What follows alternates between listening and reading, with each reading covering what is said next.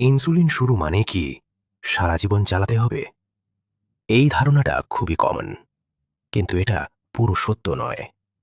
অনেক পরিস্থিতিতে ইনসুলিন সাময়িকভাবে দরকার হতে পারে, যেমন প্রেগন্যান্সিতে, ইনফেকশনের সময়, অপারেশনের আগে বা পরে, বা যখন শুরুর দিকেই সুগার খুব বেশি থাকে এবং দ্রুত কন্ট্রোল দরকার হয়।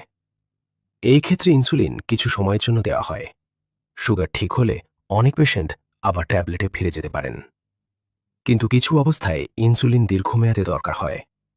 টাইপ 1 ডায়াবেটিসে ইনসুলিন সবসময় দরকার, কারণ শরীর নিজে ইনসুলিন বানাতে পারে না।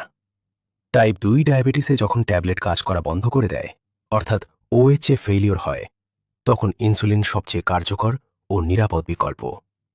আরেকটা গুরুত্বপূর্ণ কথা মনে রাখা দরকার, কিডনি রোগ বা অন্য কোমরবিডিটিস থাকলে অনেক ওষুধ ব্যবহার করা ঝুঁকিপূর্ণ হতে পারে।